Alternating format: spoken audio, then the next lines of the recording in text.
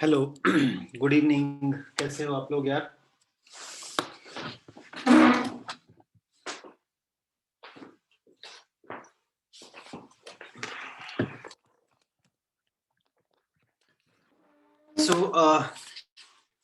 हमारी यार एक क्लास बीच में मिस हो गई थी, तो उसकी जो मेकअप क्लास है मैं इसी संडे को रखूंगा और उसके साथ में आपको कुछ असाइनमेंट से डाउट भी डिस्कस करूंगा जी।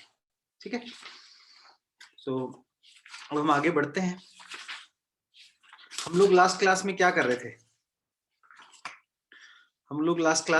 थे? उसी चीज को थोड़ा सा आगे बढ़ाते हैं। बताइएगा थोड़ा सा क्या कर रहे थे हम लोग? रिमाइंडर और फैक्टर थ्योरम ना, उसी चीज को मैं थोड़ा सा आगे बढ़ाऊंगा और कुछ दो चार अच्छे क्वेश्चन इसमें से मैं करवाना चाहता हूं आपको, रिमाइंडर और फैक्टर थ्योरम में से, ताकि क्या आपको मजा आ जाए। ओके, चलिए स्टार्ट करते हैं। एक सेकंड दीजिएगा बस मुझे।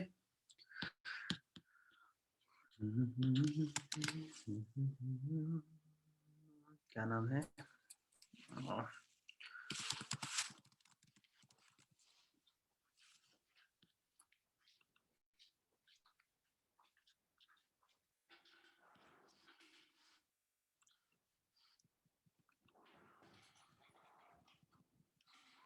बस 2 मिनट दीजिएगा, मैं फटाफट अपने नोट्स निकाल लेता हूँ, क्वेश्चन मेरे को वहीं से मिलेंगे।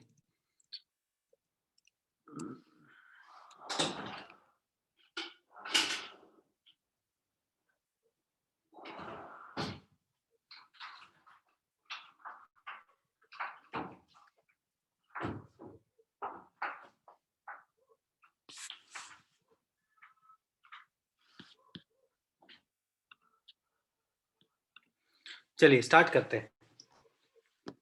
एक क्वेश्चन आप करके बताएं। तो आपको कंसेप्चुअली रिमाइंडर और फैक्टर थ्योरम कंसेप्चुअली समझ में आ गया कि क्या चीज होती है। अब हम उसके एप्लीकेशंस करेंगे कि हम उसे अप्लाई कैसे करते हैं। ठीक है ना, कंसेप्चुअली आपको समझ में आ गया तो हम उसे अप्लाई करना सीखेंगे कि अप्लाई उसे कैसे किया जाता है। ओके, चलो स्टार्ट करते हैं। एक एग्जांपल करते हैं। इफ px इज ए, इसको बस गर्म पानी से भर के दे दीजिए। If px is a monic polynomial of degree 6 such that p of 1 is equal to 1, p of 2 is equal to 4, p of 3 is equal to 9, p of 4 is equal to 16, p of 5 is equal to 25। ठीक है, उसके बाद है find the value of p of 6। ये आपको बताना है। आप में से काफी सारे लोग ऐसे होंगे जिन्होंने ये क्वेश्चन देखा भी होगा।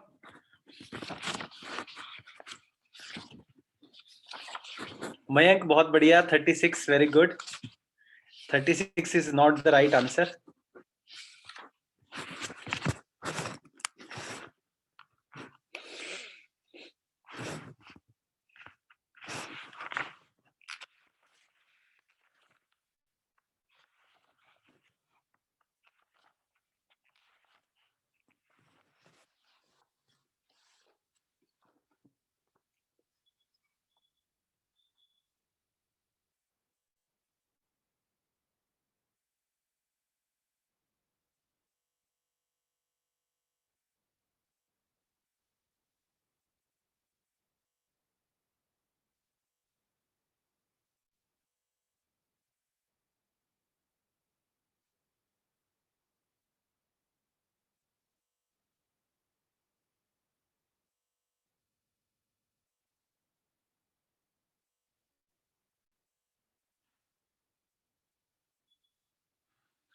मोनिक का क्या मतलब होता है? ये आपने बहुत अच्छी बात की समर। मोनिक का बेटा मतलब होता है जिसका हाईएस्ट डिग्री का कोफिशिएंट 1 हो।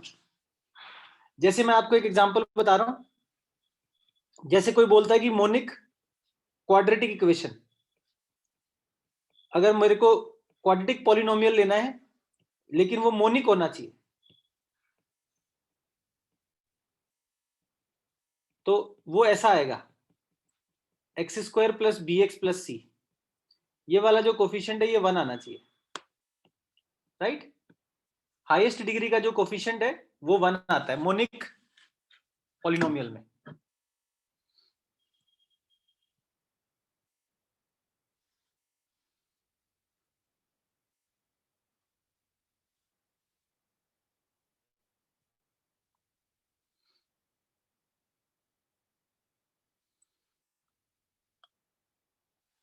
चलो ट्राई किया, स्टार्ट करूं मैं आपको एक बड़ा सिंपल तरीके से बताता हूं, मेरी बात समझिएगा। अगर 6 डिग्री का पॉलिनोमियल है तो आप जनरली इसको ऐसे लिखोगे, x की power 6 ax5 bx4 cx3 dx2 ex plus f, ऐसे लिखोगे।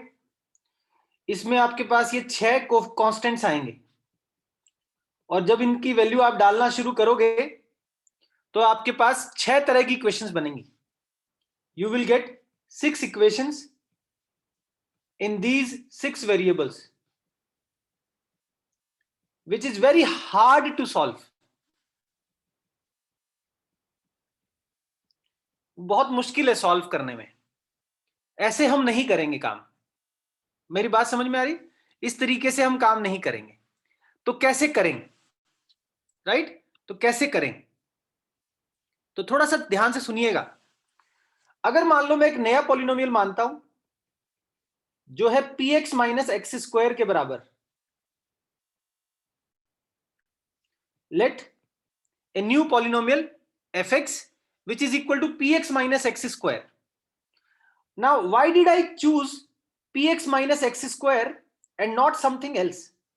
मैंने px minus x square ही क्यों चूज किया, कुछ और क्यों नहीं चूज किया? अगर आप इस पॉलिनोमियल को देखेंगे,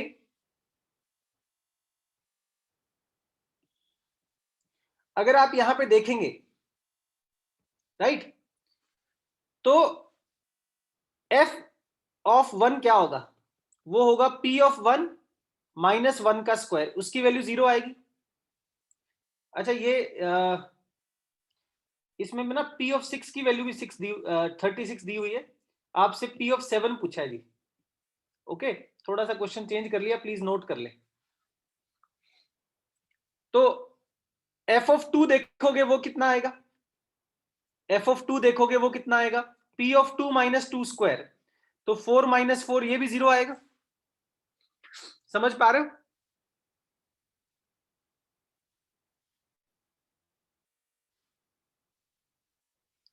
f ऑफ 3 कितना आएगा,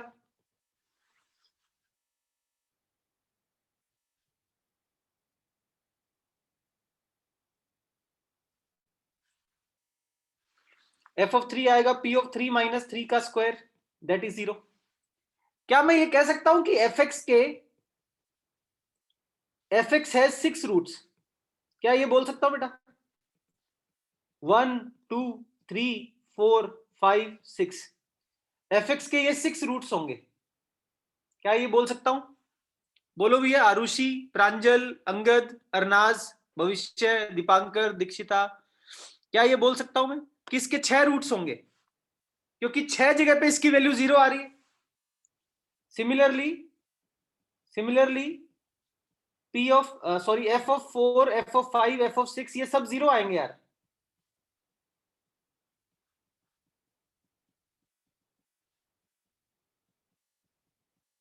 आएंगे, ये सब के सब 0 आएंगे।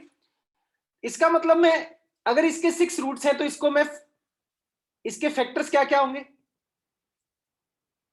क्या इसके फैक्टर्स ये सब नहीं होंगे, x minus 1, x minus 2, x minus 3 से लेकर x माइनस 6 तक। इसका मतलब fx को मैं लिख सकता हूं कि fx के ये 6 फैक्टर्स हैं, और क्योंकि हमें px एक मोनिक पॉलिनोमियल दिया हुआ था तो इसका कोफिशिएंट 1 आएगा। अब इसकी वैल्यू आ जाएगी px माइनस एक्स स्क्वायर के बराबर। तो अगर आप पी एक्स की वैल्यू देखोगे वो आएगा x-1, x-2, x-3, x-6 plus x square.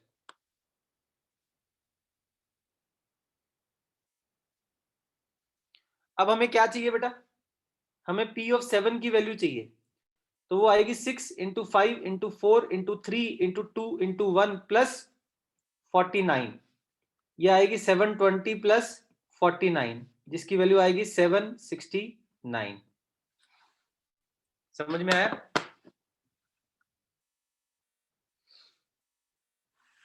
मैं आपको इसको थोड़ा सा एक ही पेज में थोड़ा सा बड़े साइज में करके बता देता हूं। तो इस तरीके से थोड़ा बड़े साइज में हो गया है।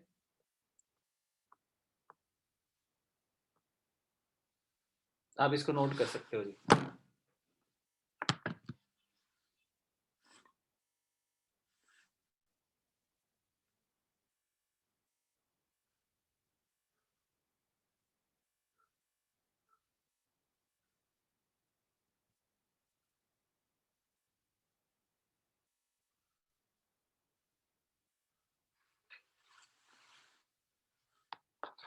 देखिए मैं ये बोलना चाह रहा हूं कि ये एक 6th डिग्री का मोनिक पॉलिनोमियल है।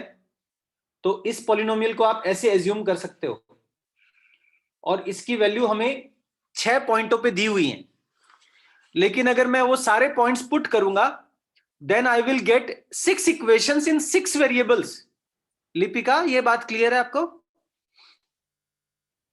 6 equations in 6 variables, is it easy to solve और डिफिकल्ट टू सॉल्व? आपको अनम्यूट कर दिया जी, बोलिए।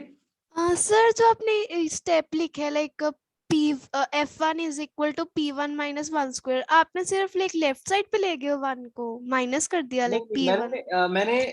मैंने एक फंक्शन एज्यूम किया P X minus x square. उसका रीजन ये है क्योंकि p ऑफ 1 की वैल्यू 1 दी हुई है, p ऑफ 2 की वैल्यू 4 दी हुई है, p ऑफ 3 की वैल्यू 9 दी हुई है। इसका मतलब अगर मैं उसमें x की जगह पे 1 डालूंगा, 2 डालूंगा, 3 डालूंगा, तो p ऑफ 1 माइनस 1 का square will be 0, p of 2 minus 2 का square will be 0, p of 3 minus 3 का स्क्वायर, p ऑफ 3 की वैल्यू खुद की वैल्यू 9 दे रखी है ना क्वेश्चन में, तो ये सारी वैल्यूज आपकी 0 हो जाएंगी। ओके, आपको अनम्यूट किया मैंने, क्लियर यस है? इसका मतलब ये सब एफ एक्स के रूट्स हैं। So these are 6 roots of F X. अगर किसी के रूट्स आते हैं तो हम बाय फैक्टर थ्योरम कह सकते हैं कि x-1, x-2, x-3 up to x-6 are the factors. तो एफ एक्स की जो वैल्यू होगी वो इसके बराबर आ जाएगी, इन सारे फैक्टर्स का प्रोडक्ट। और वो खुद किसके बराबर है? P X minus x square के बराबर। इससे आपके पास पी एक्स आ जाएगा जी। समझ आया ओके थोड़ा? सर। क्या ये क्लियर है भैया सबको? आप इसको नोट कर सकते हैं। तो इसका आंसर देखने में लगता है 49 आएगा, लेकिन 49 नहीं आता, इसका आंसर कुछ और आता है।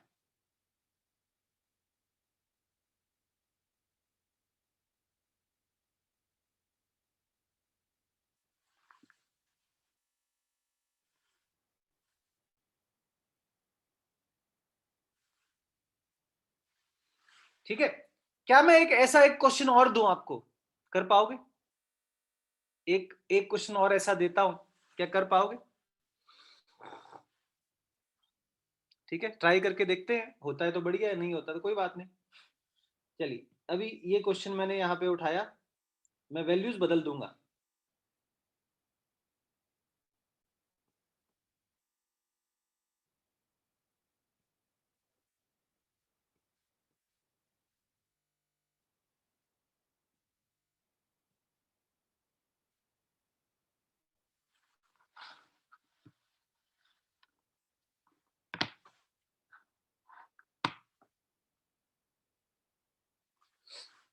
P of 1 is 1, P of 2 is 1 by 2, P of 3 is 1 by 3, P of 4 is 1 by 4, and P of 5 is 1 by 5।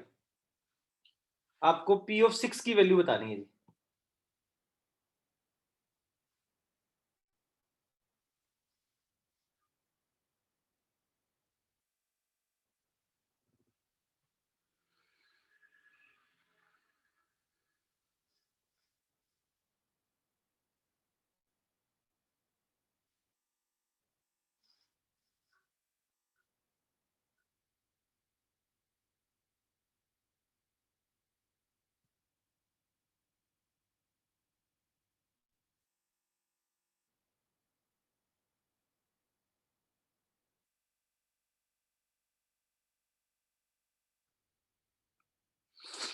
ठीक है, हाँ डिग्री 6 है,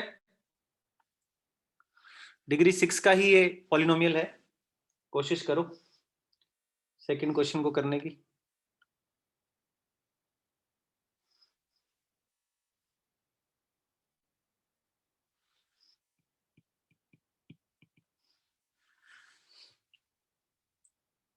नहीं सितांशु 1/6 नहीं आएगी वैल्यू बेटा।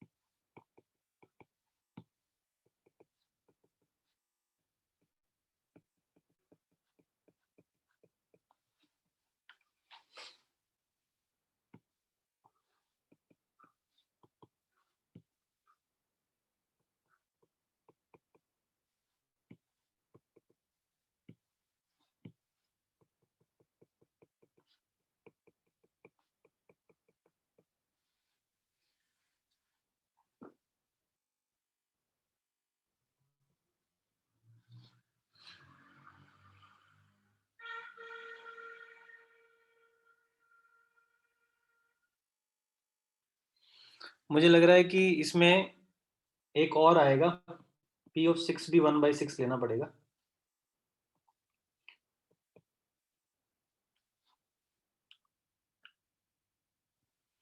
ठीक है, एक बार मैं कर देता हूं थोड़ा सा।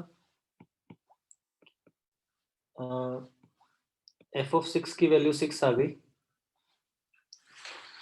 तो इसको मैंने x-6 तक लिख लिया।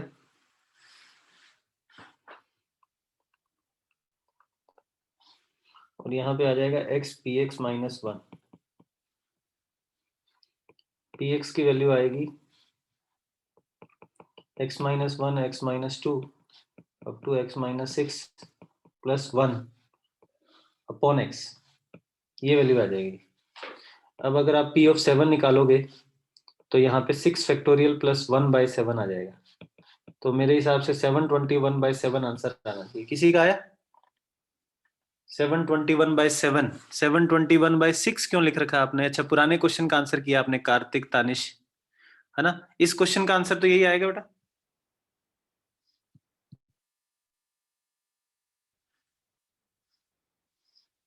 ठीक है जी, क्या ये समझ में आया थोड़ा आपको? तो ये आपको किस टाइप का क्वेश्चन दिया हुआ है, आपको किस टाइप का क्वेश्चन दिया हुआ है उसके अकॉर्डिंगली आप फंक्शन को एज्यूम करेंगे। इसको मैंने थोड़ा सा सिंप्लीफाई करके x इंटू px-1 बना लिया। किस टाइप का आपको फंक्शन दिया हुआ है उसके अकॉर्डिंगली आप काम करेंगे। अब आप मुझे ये बताइए कि आपको असाइनमेंट कहां तक मिल गए हैं?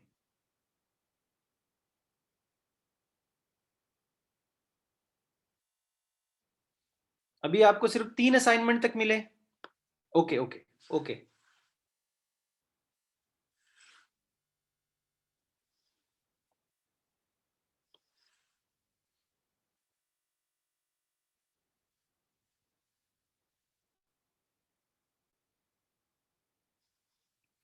ठीक है, चलो नो प्रॉब्लम।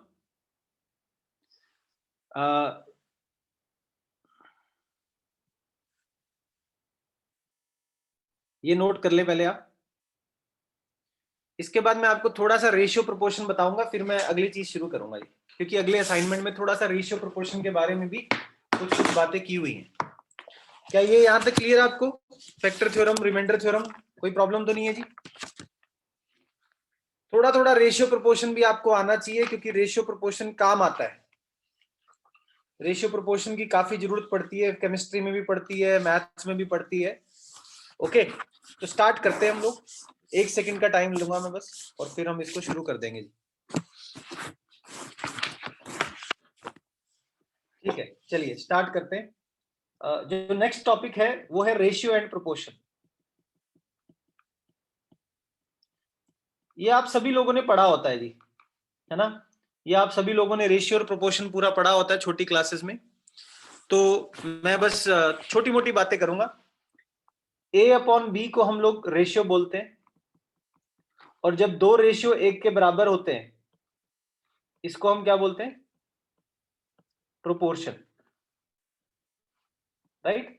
जब दो रेशियोज एक दूसरे के बराबर होते हैं तो हम इसको प्रोपोर्शन बोलते हैं, राइट? ओके, अब इसके प्रोपोर्शन के कुछ रूल्स हैं, छोटे छोटे रूल्स हैं, वो रूल्स मैं बताता चलूंगा। मेन आप समझोगे with properties, with the help of questions. पहला रूल क्या है कि अगर a upon B is equal to C upon D है तो हम AD is equal to BC लिख सकते हैं।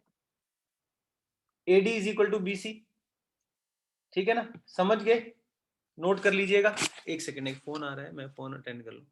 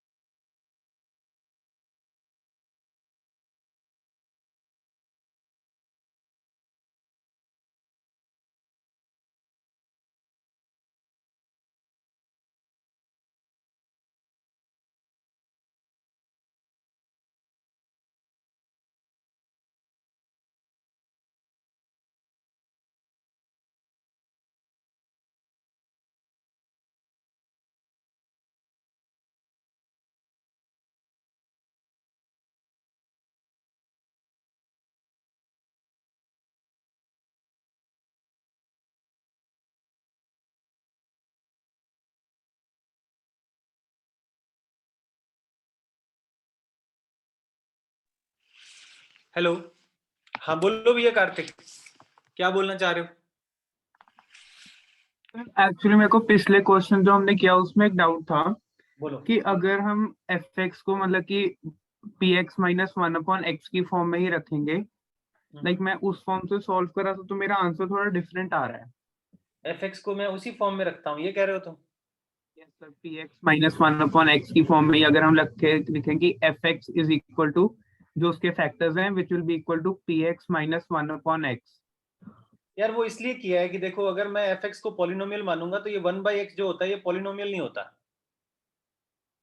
तो पॉलिनोमियल बनाने के लिए मैंने x इंटू पी एक्स करके लिखा है।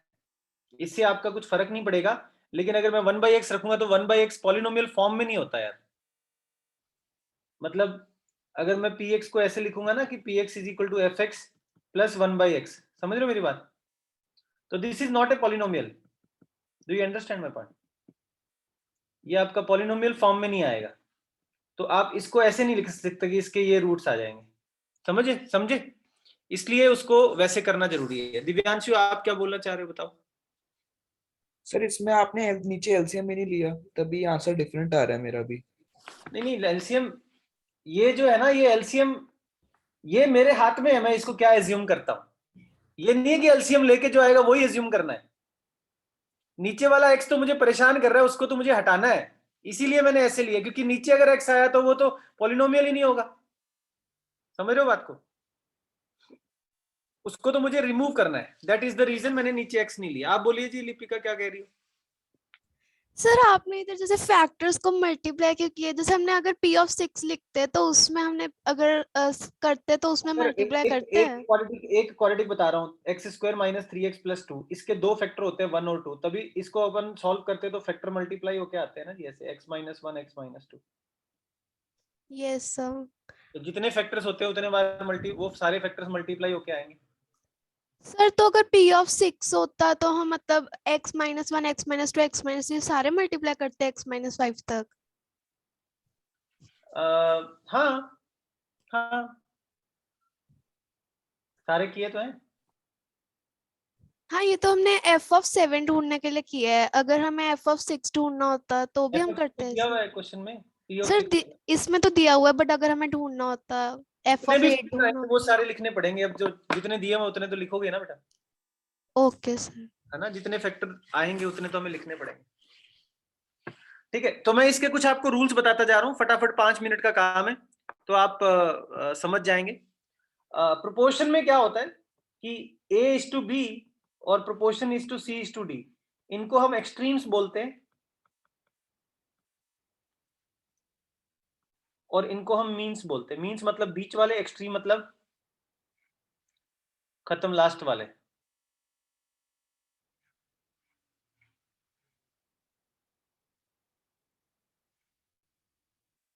ओके, आगे बढ़ते हैं। अब अगली जो प्रॉपर्टी होती है वो ये होती है कि अगर a/b c/d है, इसका मतलब इनका रिवर्स जो होगा b/a will be equal to d/c। इसको बोलते हैं इन्वर्टेंडो। इन्वर्ट कर रहे हैं ना, तो इसका नाम होता है इन्वर्टेंडो। ओके,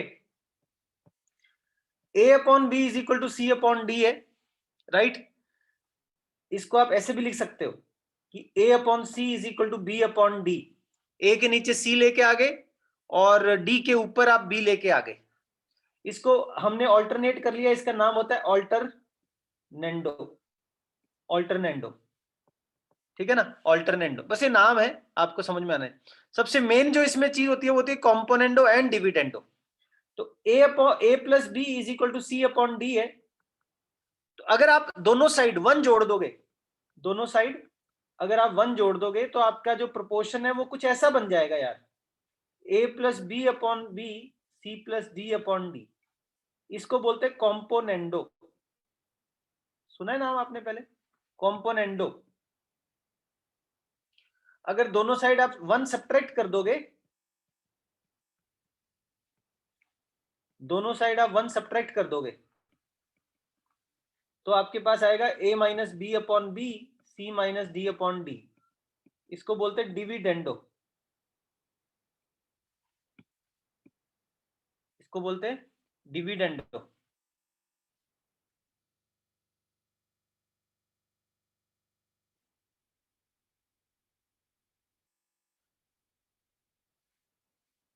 ठीक है, और अगर आप कंपोनेंडो और डिविडेंडो वाले रिलेशंस को डिवाइड कर दो, मतलब अगर आप 5/6 कर दो तो आपके पास ये रिलेशन आ जाएगा a plus B upon a minus B c plus D upon c minus D. इस रिलेशन को बोलते हैं कॉम्पोनेंडो एंड डिविडेंडो। ये काफी काम की चीज होती है, खासकर ट्रिग्नोमेट्री में भी काम आएगी और भी बहुत जगह काम आती है। इसको नोट कर लें यार एक बार।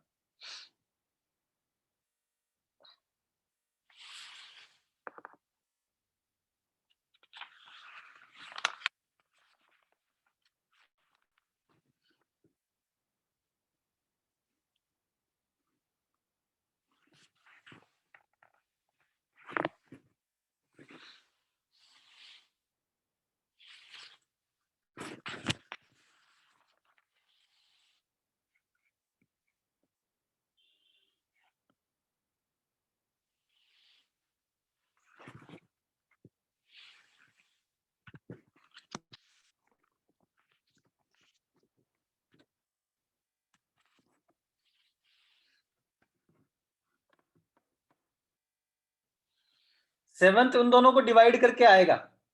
ये जो रिजल्ट आए हैं आपके पास, अगर आप ये वाला रिजल्ट देखें इस रिजल्ट को अगर आप इस रिजल्ट के साथ डिवाइड कर दें तो नीचे b और नीचे d कट जाएगा, आपके पास a plus B, a minus B और c plus D upon c minus D आ जाएगा। दिखाई पड़ रहा है आपको 7th रिजल्ट?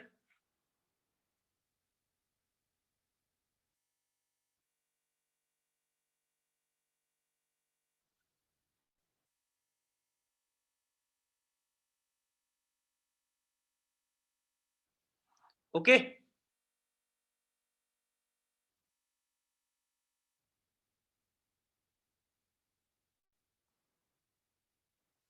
अच्छा, एक दो छोटी छोटी बात और।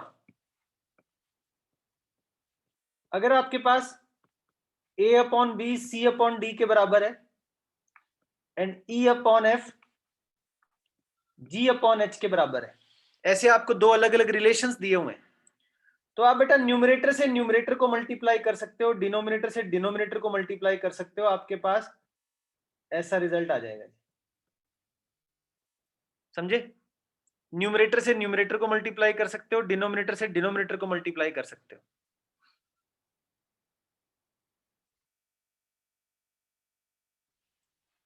एक और रिजल्ट है कि अगर आपके पास a upon B C upon D E upon F के बराबर है, तो this is also equal to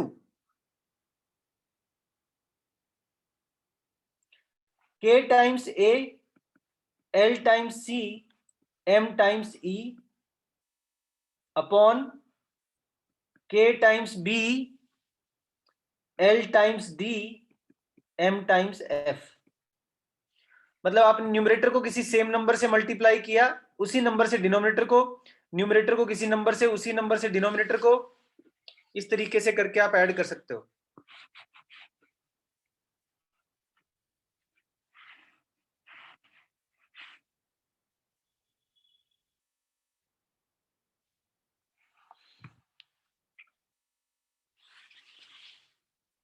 ठीक है जी, आप एक बार नोट करें, कहां यूज होगा आपको पता लगेगा जी, एक बार नोट करें।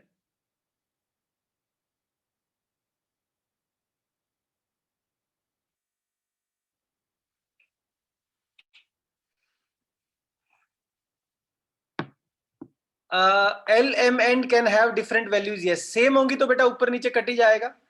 एल एम एन कोई भी वैल्यू हो सकती है। मैं आपको एक एग्जांपल देके बता देता हूं, छोटी सी एग्जांपल है। आपको मालूम है ना कि 2/5 is same as 6/15 is same as 10/25। ये ठीक है?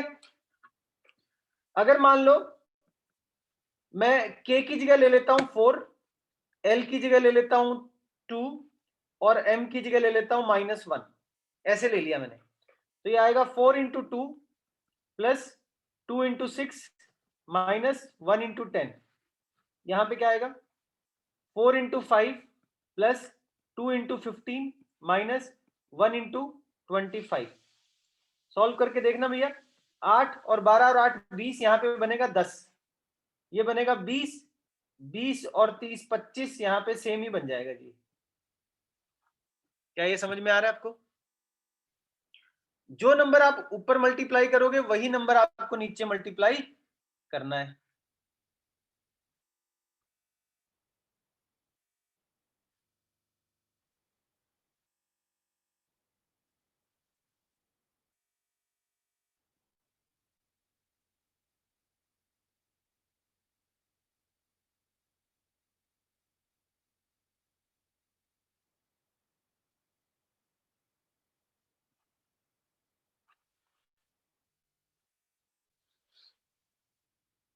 ठीक है ना? हाँ हाँ, वो तो हो गई बेटा लिपिका, वो आप ई की जगह जी को भी मल्टीप्लाई कर सकते हो, उससे कोई प्रॉब्लम नहीं है। ठीक है, एक आधा क्वेश्चन, एक क्वेश्चन करके, एक क्वेश्चन दूं आपको, करोगे आप?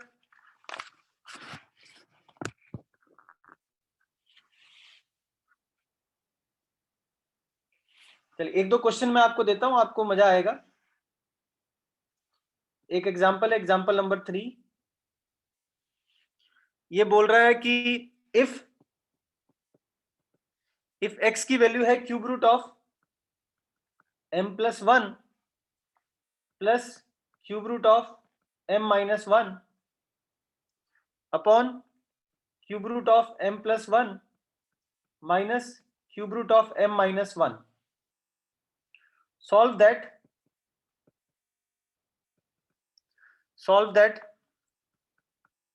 x cube minus 3mx square plus 3x minus m is equal to 0. Solve नहीं होगा, प्रूव दैट होगा ये, prove that. Example 4, if x square plus y square upon p square plus q square is equal to xy upon pq, then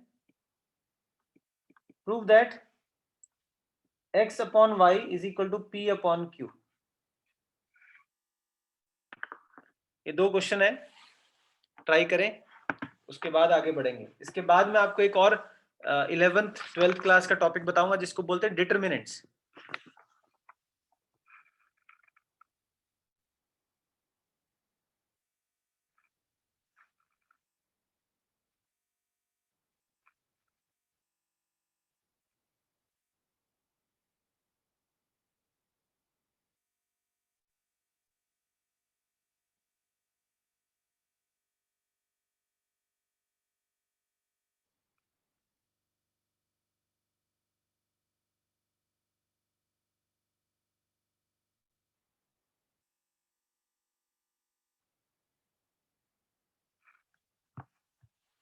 ठीक है हर्षिता, हो गया आपका? Okay good.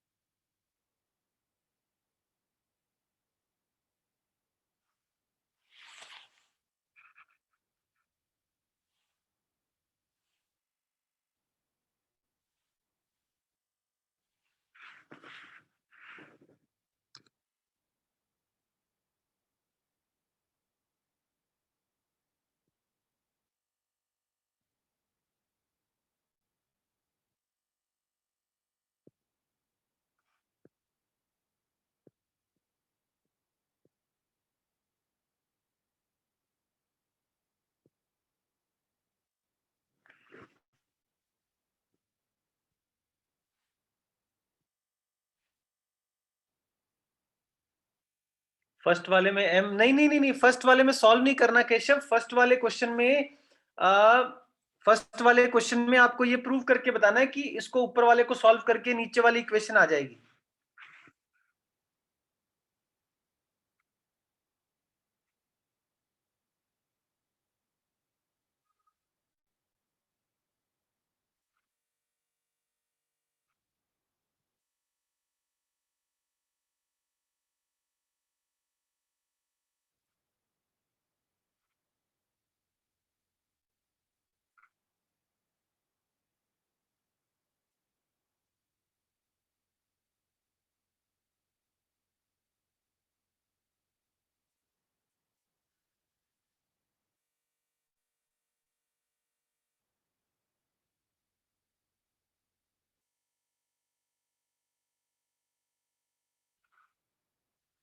चलिए मेरी बात सुनिएगा, समझिएगा।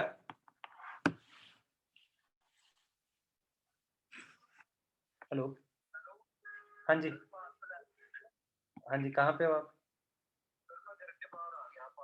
बस आप रख दो यार यहीं पे ना, खोल के सीढ़ियाँ पे रख दो।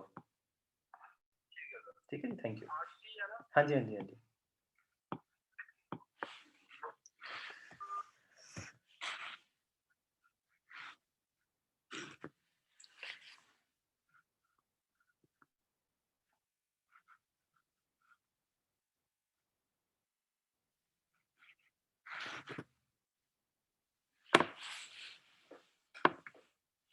ठीक है, स्टार्ट करते हैं। बेटा देखना ध्यान से, जब भी आपके पास ऐसी कोई क्वांटिटी आए, जब भी आपके पास ऐसी कोई क्वांटिटी आए, अगर आप इसको ध्यान से देखो तो this is a plus B upon a minus B. Right hand side में जो है a plus B upon a minus B है। जब भी आपको किसी क्वेश्चन में ऐसा दिखे जिसमें न्यूमरेटर, मतलब न्यूमरेटर में बीच में प्लस का साइन आ रहा हो, डिनोमिनेटर में माइनस का साइन आ रहा हो, तो ये आपको एक हिंट है, क्वेश्चन वाले ने दिया है कि कॉम्पोनेंडो एंड डिविडेंडो लगा दो। आपको कॉम्पोनेंडो एंड डिविडेंडो लगाना है बोथ साइड्स। हाँ जी,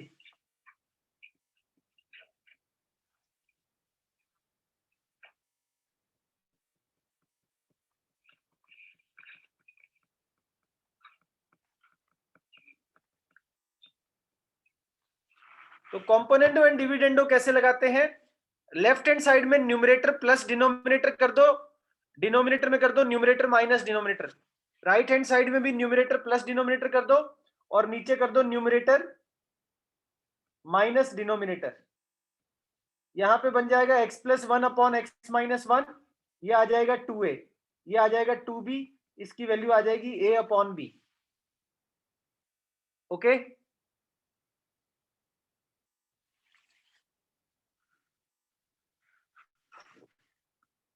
right.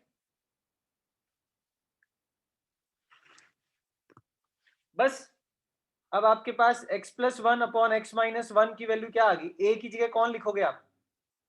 Cube root of m plus one, यहां पे लिखोगे cube root of m minus one. अब इसका आप होल क्यूब कर दोगे जी, इसका आप होल क्यूब कर दोगे, दोनों साइड होल क्यूब कर दोगे, तो होल क्यूब करके क्या मिलेगा आपको?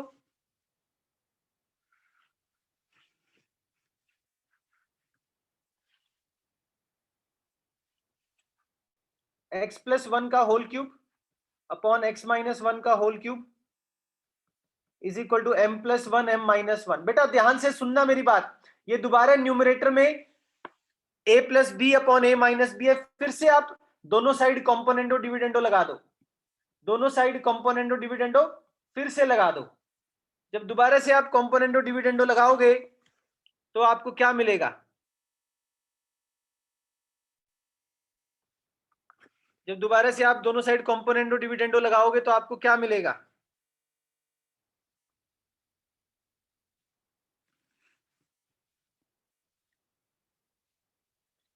तो मिलेगा x प्लस वन का whole cube plus X minus one का होल क्यूब, यहां पे मिलेगा x प्लस वन का whole cube minus X minus one का होल क्यूब, यहां पे बनेगा m plus one plus M minus one, यहां पे बनेगा m plus one minus M plus one, यहां पे 2m बनेगा, नीचे 2 बनेगा, इसकी वैल्यू m आ जाएगी।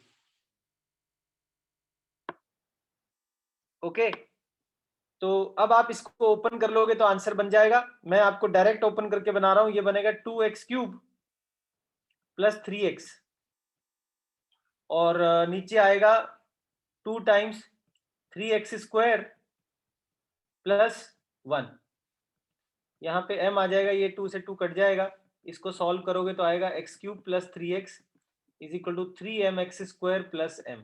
इसको सिंप्लीफाई करोगे तो मेरे अकॉर्डिंग वही आ जाएगा जो हमें प्रूव करना था, यही प्रूव करना था, बिल्कुल।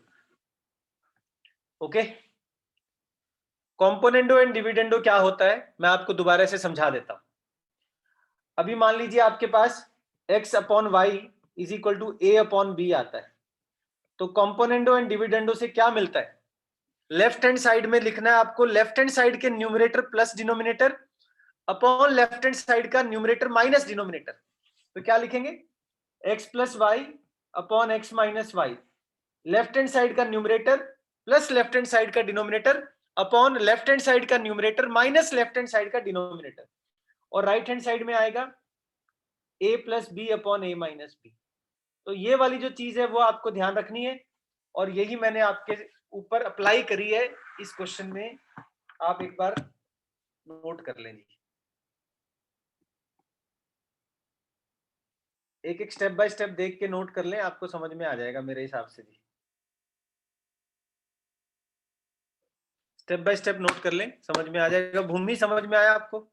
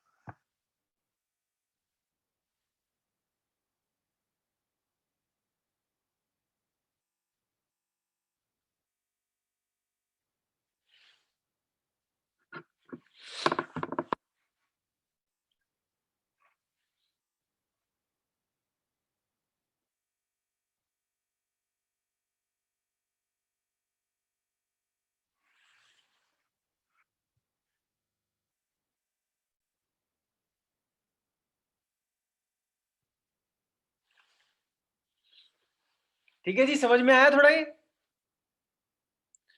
अब मैं अगला क्वेश्चन आपको शो कर रहा हूं। अगला क्वेश्चन जस्ट इसके ऊपर ही है, सबसे ऊपर स्क्रीन पे देख लो।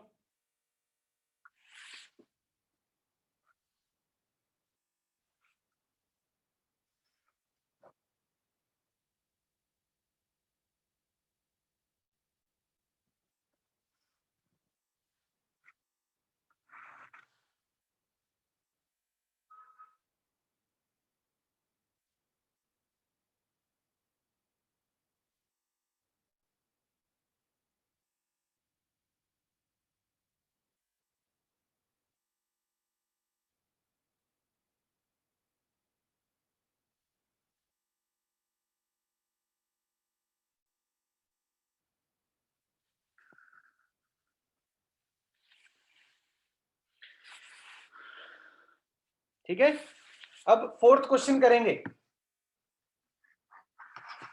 फोर्थ क्वेश्चन में तो ये भी काफी अच्छा कॉन्सेप्ट है, जो काफी काम आता है आपके बहुत सारी चीजों में। कॉम्पोनेंटो डिविडेंडो बहुत लगता है, मैंने बहुत बार देखा है बच्चे क्लास 11th में थोड़ा स्ट्रगल करते हैं इस कॉन्सेप्ट में।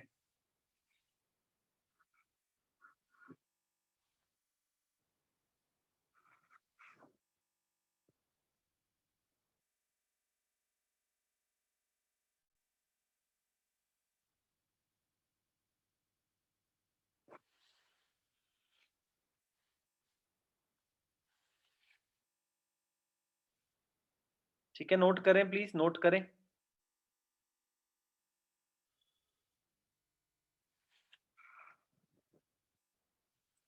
आपका जो असाइनमेंट 3 है उसमें भी था ना, ये असाइनमेंट 3 में भी था ना कॉम्पोनेंटो डिविडेंडो वगैरह।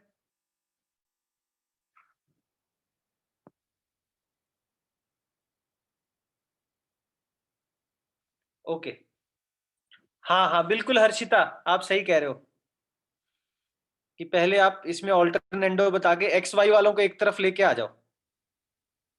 एक्स वाई वालों को एक तरफ लेके आओगे उसके बाद ही करेंगे ना।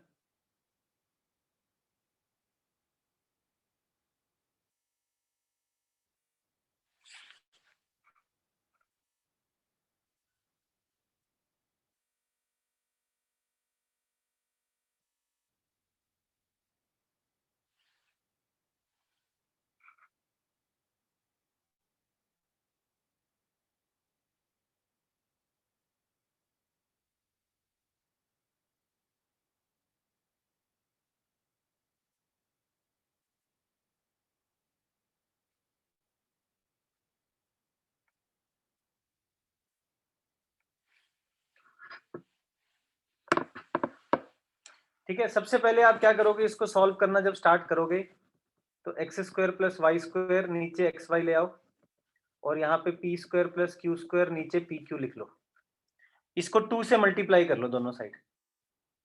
अब आप इसमें कॉम्पोनेंडो एंड डिविडेंडो लगा लो, कॉम्पोनेंडो एंड डिविडेंडो।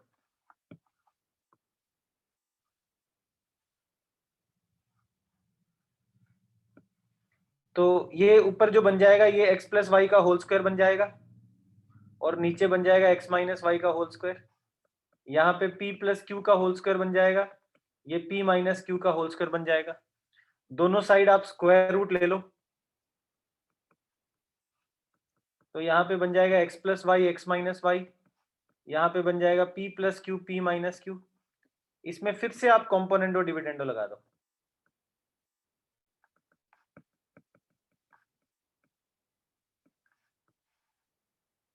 दोबारा से आपने कॉम्पोनेंडो डिविडेंडो लगा दिया, यहाँ पे 2x बनेगा, नीचे 2y बनेगा, यहाँ पे 2p बनेगा, यहाँ पे 2q बनेगा। आंसर आ जाएगा x by Y is equal to p by Q. समझ में आया? इजी है।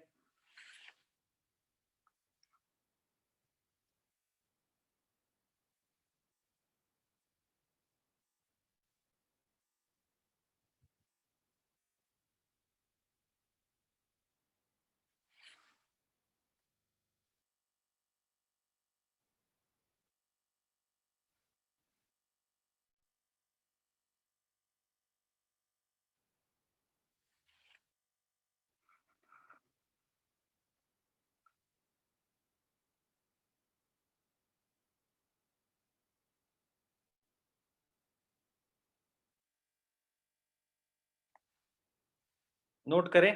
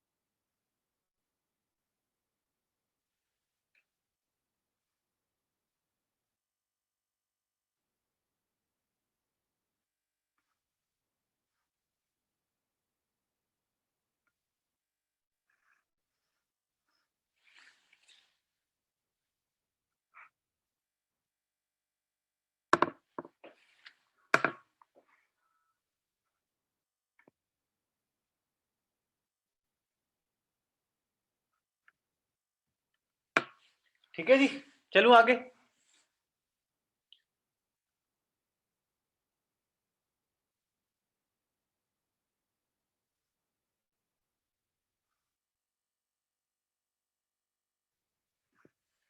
अब मैं आगे बढ़ रहा हूं, नेक्स्ट कॉन्सेप्ट बता रहा हूं आपको। ये समझ में आया आपको कॉम्पोनेंट और डिविडेंडो वाला? ठीक है, इजी है, कर पाओगे? ऐसा कोई क्वेश्चन आएगा तो ठीक है ना।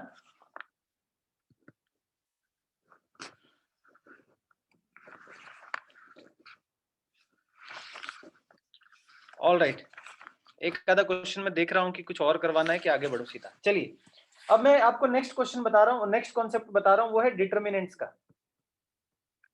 फिर मैं डिटर्मिनेंट्स का एक छोटा सा आपको एप्लीकेशन भी बताऊंगा। तो नेक्स्ट जो टॉपिक है वो है डिटर्मिनेंट्स।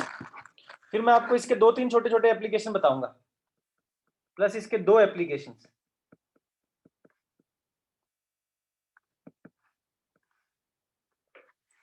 ऑल राइट, स्टार्ट करें। आप 12th क्लास में पढ़ोगे कि there is a chapter with the name matrices and determinants. Matrices and determinants.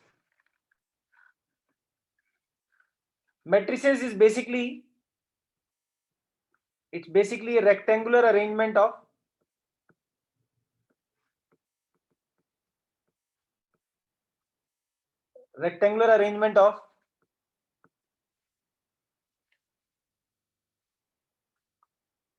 Elements. जैसे आपने देखा होगा कि आपका कोई रिजल्ट आता है स्कूल का जब, या इक्वेस्ट का रिजल्ट आता है, तो ऐसे आपके मार्क्स लिखे रहते हैं। जैसे मान लीजिए आप मान लीजिए आप फॉर एग्जांपल 10th का आपका रिजल्ट आया, तो आपके मार्क्स ऐसे होंगे जैसे एसएसटी, साइंस, मैथ्स, इंग्लिश, और 5th सब्जेक्ट कौन सा होता है, लेट्स से हिंदी या पंजाबी, जो भी है आपके पास, है ना। और यहाँ पे आपके नाम लिखे रहते हैं, जैसे यहाँ पे नाम लिखा होगा for example let's say Nand Kishore, यहाँ पे नाम लिखा होगा प्रांजल, है ना, यहाँ पे नाम लिखा होगा आरुषि, ऐसे आपके नाम लिखे रहते हैं, और आपके नाम के सामने आपके मार्क्स होते हैं। इस तरीके से मार्क्स होते हैं ना। ये मैट्रिक्स ही है बेसिकली। एक this is a matrix. This horizontal arrangement are called rows. This vertical arrangement is called columns. Horizontal को हम रोज बोलते हैं, वर्टिकल्स को हम कॉलम बोलते हैं। अच्छा, ऐसे अगर मैं मार्क्स लिख दूं आपकी पूरी क्लास के, तो क्या ऐसे लिखने से हमें डेटा को पढ़ने में आसानी होती है क्या? अगर मान लो मैं इसकी जगह ऐसे लिख देता, मैं लिख देता कि नंद किशोर, फिर ऐसे नंबर, कॉमा, फिर मैं प्रांजल, फिर सारे नंबर, कॉमा, फिर आरुषि, सारे नंबर, कॉमा, या जो मैंने तरीका ऊपर लिखा है वो बेटर है? ये जो मैट्रिक्स फॉर्म में लिखना बेटर है, या इस तरीके से कॉमा कॉमा लगा के लिखूंगा तो बेटर है?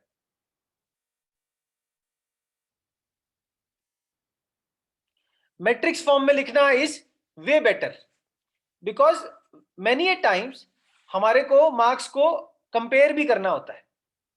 हमें सिर्फ हमारे नंबर से मतलब नहीं होता, हमें बहुत सारी चीजें ड्रॉ करनी होती हैं, बहुत सारे डिसीजंस लेने होते हैं।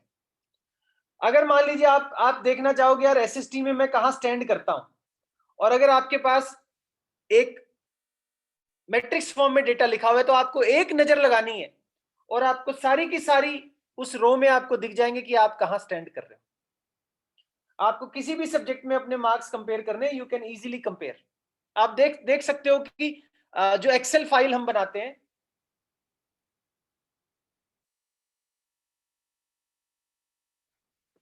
जो एक्सेल फाइल हम बनाते हैं उसमें भी तो ऐसे ही स्टोर होता है डेटा, उसमें भी तो ABCD रहता है और इस तरीके से रहता है।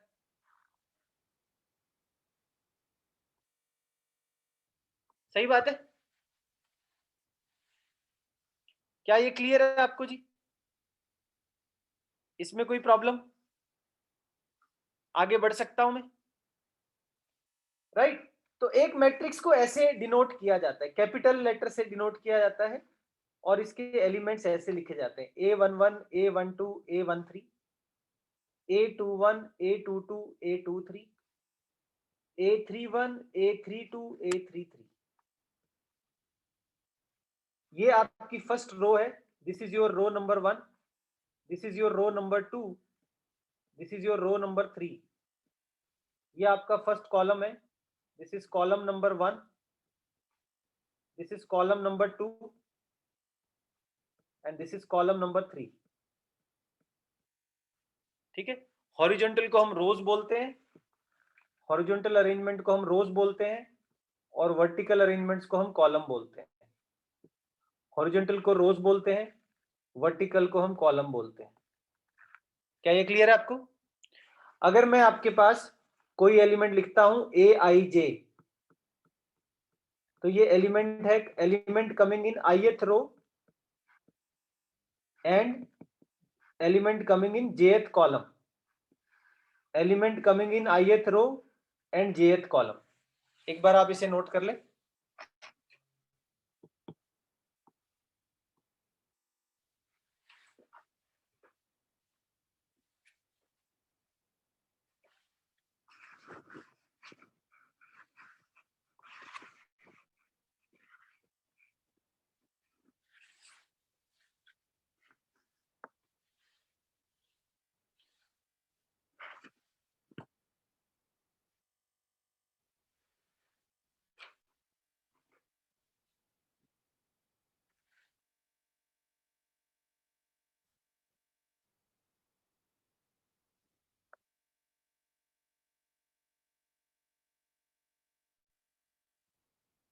ठीक है जी, डन है, यहां तक कोई प्रॉब्लम तो नहीं? आप मेरे को एक छोटा सा एग्जांपल मैं यहां ले रहा हूं, बताइएगा इसके बारे में थोड़ा कुछ। जैसे मैंने मैट्रिक्स लिखी ए, ये है 1 -3 2 0 4 6 1 2 -4। आप बताइए what is A21? A21 elements कौन सा है? A32 कौन सा है? A13 कौन सा है? A33 कौन सा है? A23 कौन सा है? A22 एलिमेंट कौन सा है? इन एलिमेंट्स के इन ये बताइएगा कौन से एलिमेंट है?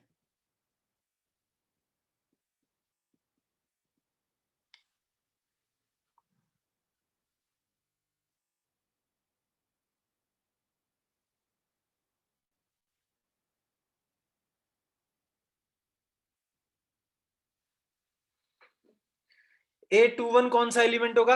Second row first column, second row first column, second row first column is 0।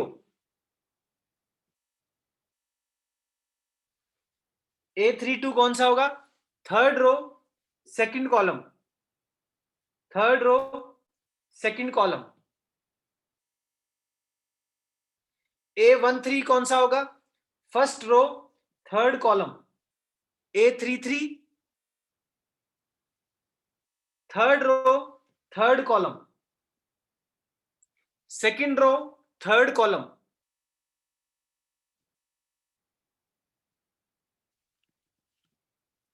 Second row third column 6। A22 is 4।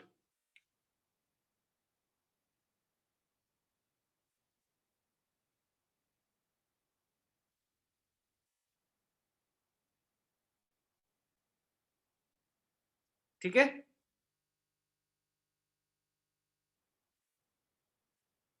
क्या मैं आगे बढ़ सकता हूं?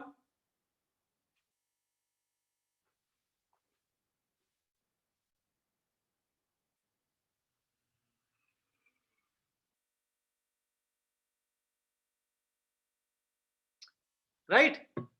अब डिटर्मिनेंट क्या होता है? ऐसा होता है बेटा कि ये तो मैट्रिक्स हो गई, डिटर्मिनेंट जो होता है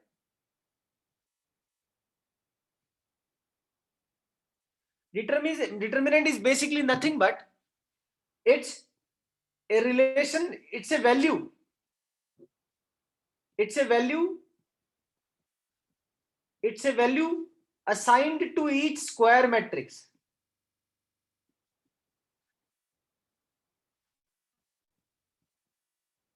अच्छा, by the way what is the meaning of square matrix? Square matrix वो होगा जिसकी number of rows is equal to its number of columns. Square matrix एक ऐसा मैट्रिक्स होगा जिसकी नंबर ऑफ रोज और नंबर ऑफ कॉलम्स क्या होंगे? बराबर होंगे, जैसे ऊपर वाले केस में। अच्छा, क्या क्या बी मैट्रिक्स स्क्वायर है? जैसे मैंने ए मैट्रिक्स लिया, इसको लिया मैंने ए बी सी डी, क्या बी मैट्रिक्स स्क्वायर मैट्रिक्स है? A B C E F G. This matrix is of order 2 cross 2, मतलब इसमें 2 रोज हैं और 2 ही कॉलम्स हैं, लेकिन इस मैट्रिक्स का ऑर्डर है 2 क्रॉस 3। इसमें रोज तो 2 हैं लेकिन कॉलम्स 3 हैं, तो B is not a square matrix. सही बात है?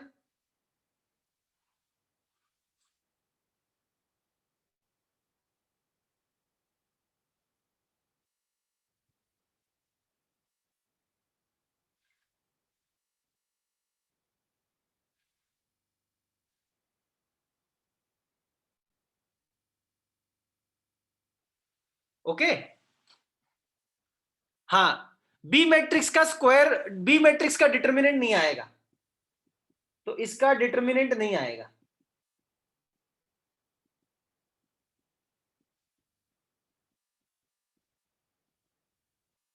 इसका डिटर्मिनेंट हम नहीं निकाल सकते, इसका डिटर्मिनेंट नहीं आएगा। ओके, अब डिटर्मिनेंट निकालते कैसे? आप ध्यान से देखिएगा। तो इसका जो डिटर्मिनेंट होता है ना उसको ऐसे बार में लिखते हैं, यह है डिटर्मिनेंट ऑफ मैट्रिक्स ए। ध्यान से देखना, इसकी वैल्यू आती है a into B, a into D minus B into C. क्या वैल्यू आएगी? AD minus BC। समझ में आया? AD माइनस BC, इसकी वैल्यू आएगी AD माइनस BC। नोट कर ले।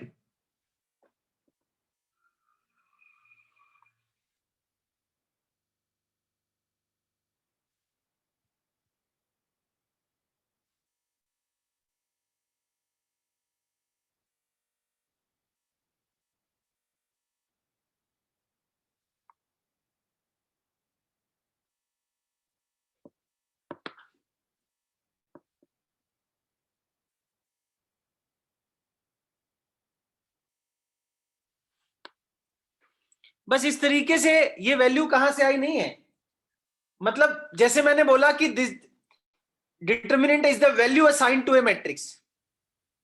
अब वो वैल्यू कैसे असाइन करोगे? इस रूल से असाइन करोगे। ये रूल आपको याद रखना, this is the rule for assigning that value. समझे केशव? जैसे फॉर एग्जांपल अगर मान लीजिए मैंने डिटर्मिनेंट लिखा ये,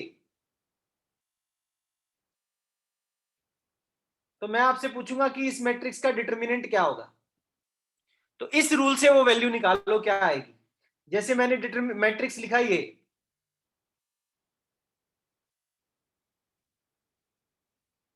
तो आप बताओ इस मैट्रिक्स का डिटर्मिनेंट क्या होगा।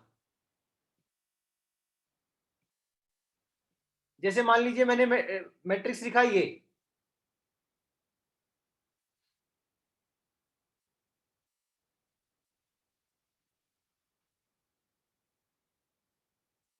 इस मैट्रिक्स का डिटर्मिनेंट क्या होगा? पहले वाले का क्या होगा? पहले वाले का होगा -3 -2, इसका आंसर आएगा -5। पहले वाले का आंसर आएगा -5। क्या ये समझ में आया? पहले आप इन दोनों को मल्टीप्लाई करोगे, ओके, उसमें से आप इसको सब्ट्रैक्ट करोगे।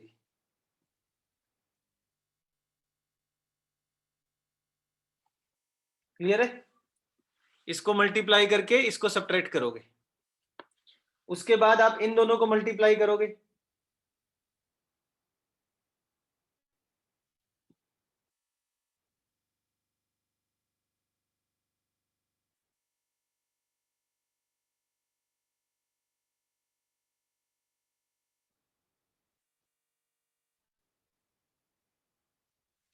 उसमें से आप इनको सब्ट्रैक्ट करोगे,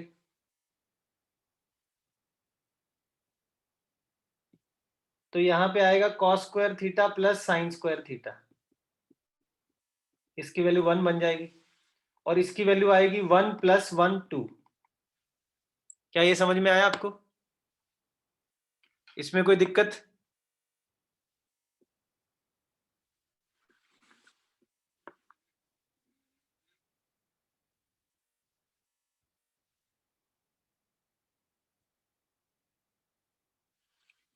ओके, एक और छोटा सा एग्जांपल दे रहा हूं। x + y, x - y, और यहां आएगा a + b, a - b।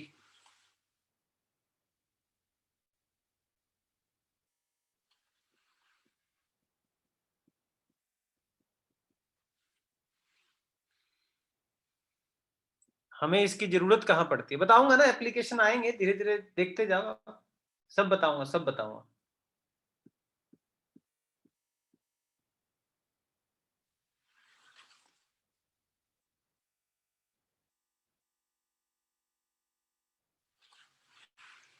इसका आंसर आएगा x² - y²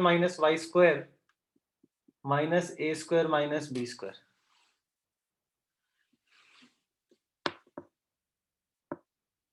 ठीक है ना, इजी। ये आपने 2/2 डिटर्मिनेंट को खोला है, ऐसे ही 3/3 का डिटर्मिनेंट भी ओपन होता है। अभी मैं बता रहा हूं।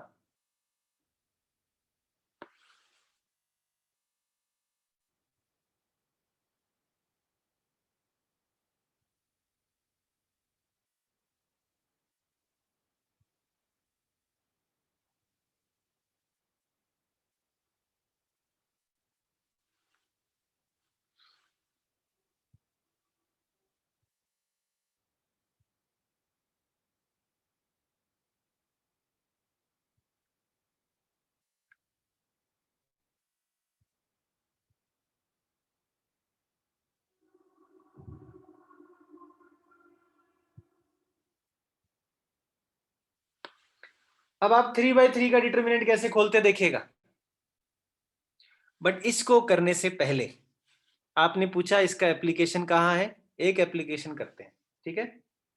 चलिए स्टार्ट करते हैं सॉल्व। मैं आपको एक इक्वेशन दे रहा हूं 3x, आपको फटाफट इसकी वैल्यू बतानी है,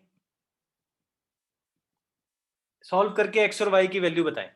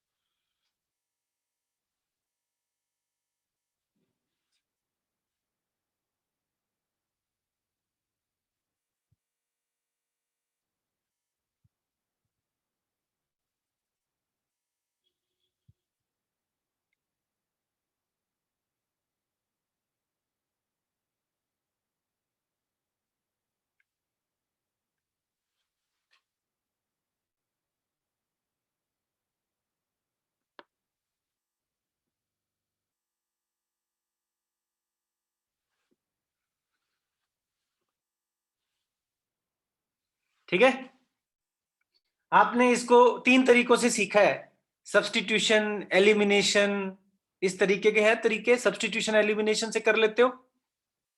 नहीं, y की वैल्यू -1 तो नहीं आएगी भूमि, नहीं नहीं नहीं नहीं, डिनोमिनेटर में 13 आएगा पहली बात तो, इसको 3 से मल्टीप्लाई करो, इसको 2 से मल्टीप्लाई करके सब्ट्रैक्ट करना है, तो 9 में से 4 गया 5x, 12 में से 10 गया 2, x की वैल्यू ऐड करना है, सॉरी ऐड करना है, 4 और 9 4 13x बराबर 10 और 12 22, x की वैल्यू 22/13 आएगी जी, ठीक है। और फिर आप इसमें से 3 मल्टीप्लाई करोगे, इसमें से 2 मल्टीप्लाई करके सब्ट्रैक्ट करोगे, तो सब्ट्रैक्ट करोगे तो 4 9 और 4 13y, 8 में से माइनस का 7, y की वैल्यू -7/13 आएगी। ये आंसर आएंगे जी, ढंग से आप सॉल्व तो करो, मैं इन आंसर्स को पुट करके देख लेता हूं, अगर मेरा आंसर आ रहा होगा तो आ जाएगा 44 + 21/13, 5 आ तो रहा है, बिल्कुल सही है, दिस इज करेक्ट।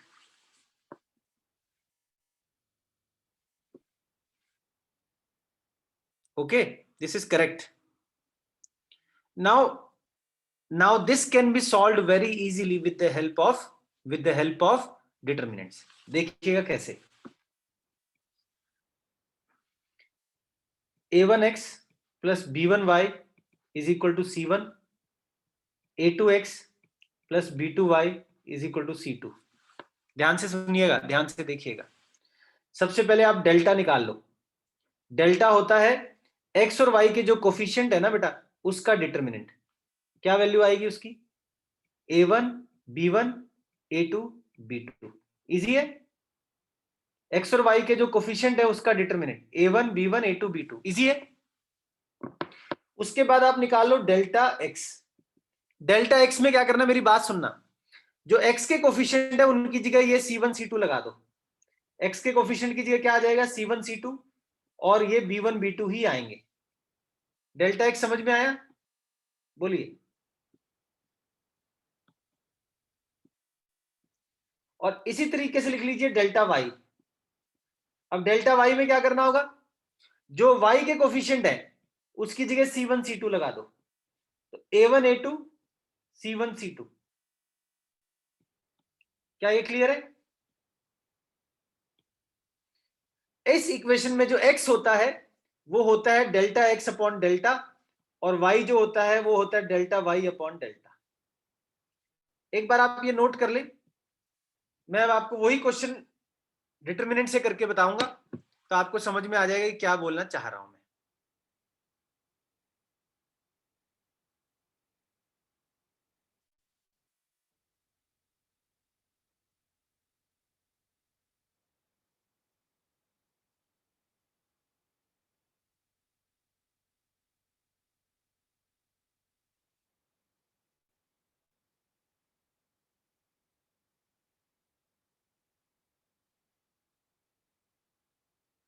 नहीं, क्रॉस मल्टीप्लिकेशन मेथड नहीं है जी, ये डिटरमिनेंट मेथड है।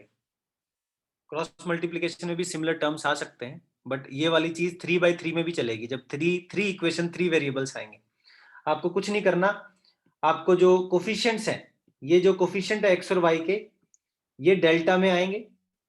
डेल्टा एक्स में बेसिकली क्या होगा, एक्स के कोफिशिएंट की जगह कांस्टेंट आ जाएंगे, और डेल्टा वाई में वाई के कोफिशिएंट की जगह कांस्टेंट आ जाएंगे। समझ में आ गई बात? ओके, अब मैं आपको बताने जा रहा हूं सबसे ऊपर वाला क्वेश्चन, यही question, this question with the help of determinants. देखिएगा ध्यान से। तो मैं सीधा x की वैल्यू लिखूंगा, x की वैल्यू आएगी 5 4 -3 2 डिटरमिनेंट, यहां पे आएगा 2 3 -3 2, इसकी वैल्यू आ जाएगी 10 + 12, यहां पे आ जाएगी 4 + 9, आंसर आएगा 22/13।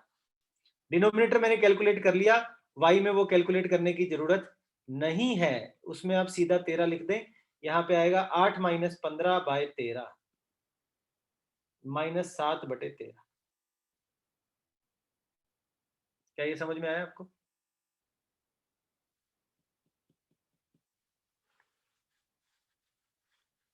क्या ये समझ में आया? यहां पे इस क्वेश्चन में जो डेल्टा होगा, that is the determinant of coefficients.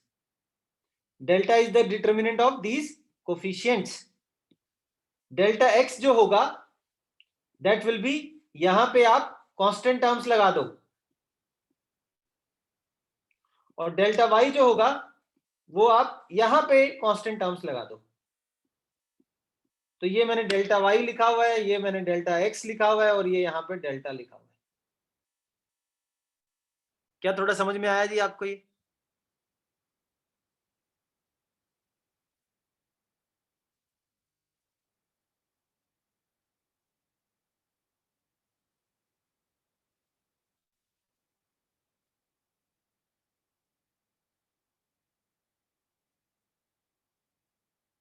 Easy है? आपको समझ में भी आ गया कहां जरूरत पड़ती है? अब इसको आप फर्दर आगे ले जाओगे तो ये 3/3 के लिए भी ट्रू है जी। इसको फर्दर आप आगे ले जाओगे तो ये 3/3 के लिए भी ट्रू है।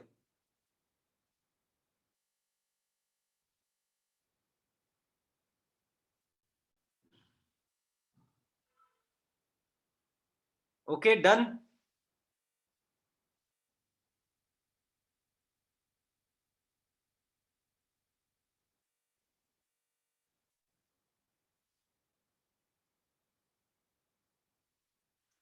तानिश बेटा, 3/3 के लिए मैं आपको नेक्स्ट क्लास में बताऊंगा, क्योंकि 3/3 के लिए 3/3 के डिटरमिनेंट को खोलना भी जरूरी है, अभी वो करवाना है, घबराओ मत। लिपिका आप बोलिए, क्या बोलना चाह रही हो जी? Sir x delta x upon delta इसलिए इक्वल है क्योंकि डेल्टा डेल्टा कट जाएंगे तो x ही बच जाएगा। नहीं नहीं नहीं जी ऐसी बातें नहीं करते बेटा, ऐसे नहीं डेल्टा डेल्टा कटता है। डेल्टा एक्स का नाम है वो। अब मान लो, मतलब वो नाम है उसका, डेल्टा एक्स को मैंने रिप्रेजेंट किया, वहां डेल्टा 1 भी हो सकता है, डेल्टा कुछ भी लिख सकते हो, दैट इज नाम। डेल्टा डेल्टा से कटता नहीं है।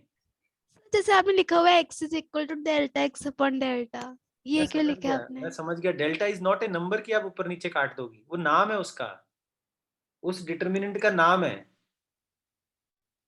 अब जैसे मान लो मैंने ऐसे लिखा हुआ है कि x is equal to Ayush upon लेट से अमर, तो आप इस a से इस a को थोड़ी काट दोगी,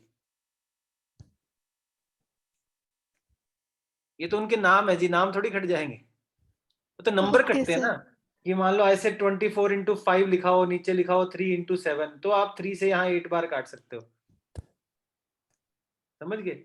तो ऐसे ऐसे डेल्टा, ये ऐसे नहीं होगा कि x is equal to delta X upon delta में डेल्टा डेल्टा काट के x आएगा। डेल्टा x एक डिटरमिनेंट है जिसकी कुछ वैल्यू है, और डेल्टा एक दूसरा डिटरमिनेंट है जिसकी कुछ वैल्यू है, तो उन दोनों की वैल्यूज को डिवाइड करके जो वैल्यू आएगी वो x होगा। क्या ओके ये समझ में सर। आया? ठीक है, ओके सर। तो आज की क्लास इतनी ही है। आप लोग प्लीज असाइनमेंट 3 असाइनमेंट 4 कर लें।